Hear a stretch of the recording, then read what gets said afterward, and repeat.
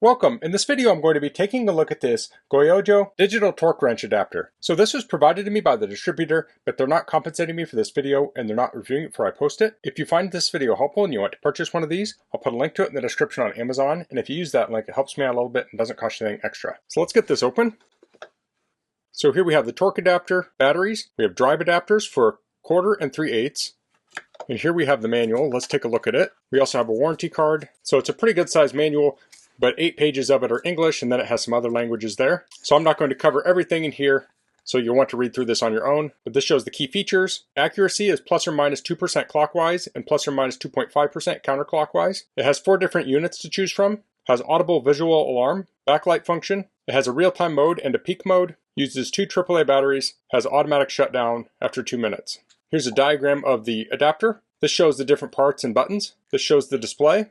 And here we have the specs. So this is model 30, which would be this column here. Minimum increment is 0.01 Newton meters. Display range is 0.9 to 30 Newton meters. Preset value range is 1.8 to 30 Newton meters. Has a 1/2-inch drive socket. This talks about how to use it. You press the power button to turn it on. Press and hold the power button to turn it off. You press plus or minus to set the preset value. It says note when the applied force reaches 80% of the preset value, the warning light will flash with the intermittent peak sound alarm. When the sustained force reaches 100% of the preset value, the warning light will stay on continuously with a long sound alarm. So to switch units, you press the U/S button. To change the working mode, you press the M button to switch between real-time mode and peak mode. This explains the modes here. So real-time mode will show the current torque value. Peak mode will show the maximum torque value. To clear that, you press the power button. To turn on the backlight, you simultaneously press the power button and the plus button. And this shows maintenance and storage. So let's take a look at the adapter. It has some plastic on the screen. I'll pull that off.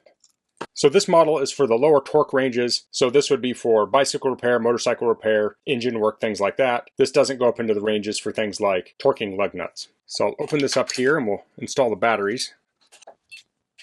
So if you don't use this regularly, you can take the batteries out and store them in here. If you do use it regularly, you could put a second set of batteries in here so they're available. So it turned on automatically. We'll hold down power to turn it off, turn it back on. So we can switch the units. It's currently at Newton meters. We can press this button to cycle through those. So we have like foot pounds, inch pounds. Then we can switch modes. We have track and peak. And then we can set the preset torque. So if we hold down, this is going to go fast. So it has adapters here. Oftentimes when you're doing lower torque values, you're going to be using sizes like 14 millimeter, 10 millimeter, or even smaller, or hex wrenches. So you can put these on here, so you can put other size sockets on here. Let me get my ratchet out here. We'll connect up to it. So a torque adapter like this can be great for keeping in a vehicle because it doesn't take up a lot of room and you can use your existing ratchets and such with it. So I'm going to stick this 17 millimeter deep well socket on here. This is not typically a socket you would use with a torque adapter like this, but I can grip it maybe. Let's see if I can get any torque on here. Okay, so I'm getting 2.7.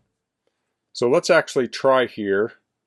Let's switch mode to peak. So I'll do that. We'll see what I can peak out at before it slips. Okay. So we got 2.79. Now, if I want to erase that, I'll press the middle button. We start over. So now let's set our torque at 2.5. And I'm going to demonstrate this on some bolts. I'm just doing this in my studio where I have lots of light here and we can see it easily. So this might take a little while for me to count this down to 2.5. Okay, I sped that up a little bit. We're at 2.5 now. Let's switch back to track mode. So I should be able to achieve that.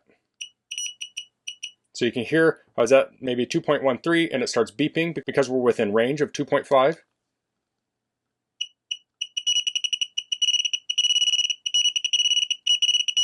So my hand's getting a little bit slippery here.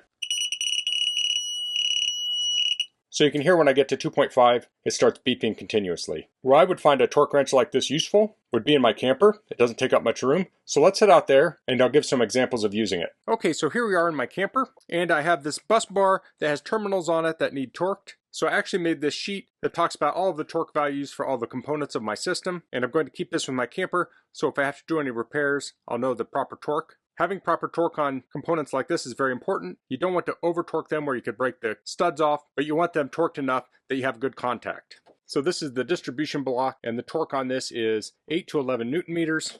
So here I have a 14 millimeter socket. It's 1/4 inch drive. Let me do this terminal.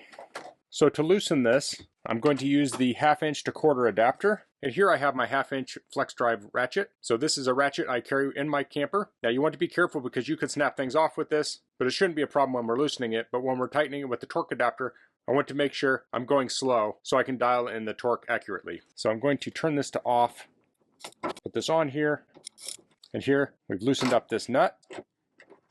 And I do have the power turned off. So to tighten this down, I'm just going to put the socket on here and I'll tighten it hand tight. I'll get the digital torque adapter, turn it on. I'll hold down the plus.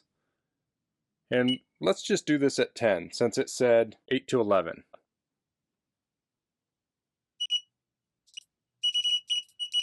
So there we have it right at 10 Newton meters. So I'll put the drive adapter on, I'll put the socket on, put this on the end of my ratchet. Now you can position this so you can read it, but it is going to beep, so it's not completely necessary. So I'll put it on like this. I do kind of want to see it. Let me see if I can zoom in on this.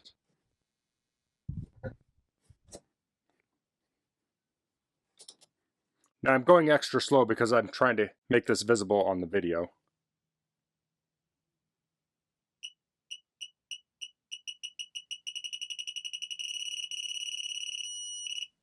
Okay, so it looks like we went over just a little bit there. Of course, this was a torque range. Now let's switch it to the peak mode. So I went over, but how far over did I go? Let's find out. So start torquing this again.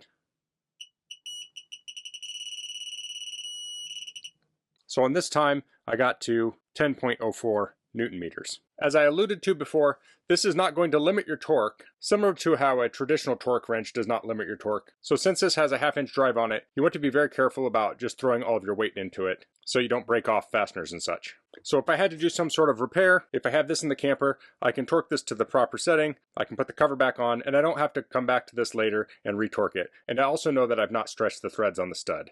Now this is backlit. Let me turn my camera light off, and I'll hold down the plus and the power. Oh, and the backlight was on actually. So this is off, and this is on. So that's the GOYOJO digital torque adapter. I really like the compact size of this.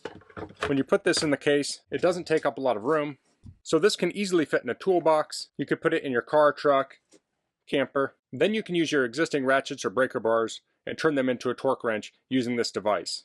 I like how this comes with the drive adapters for 3/8 and 1/4 inch, so you don't have to hunt them down every time you need them, and you don't have to carry sockets in all the different drive sizes. You can use your existing sockets with this no matter what size they are. Of course, this specific model is in the lower torque range, so this doesn't cover 3/4 inch, but you're not going to have anything 3/4 inch that's going to be super low torque, generally speaking. So if you're looking for a compact way to measure torque, I think this is a great option. So that's all I'm going to cover in this video. If you have any questions, please leave them in the comments. If you like this video, please click like. If you haven't subscribed to my channel, I'd appreciate if you could do that. And thanks for watching. Until next time, goodbye.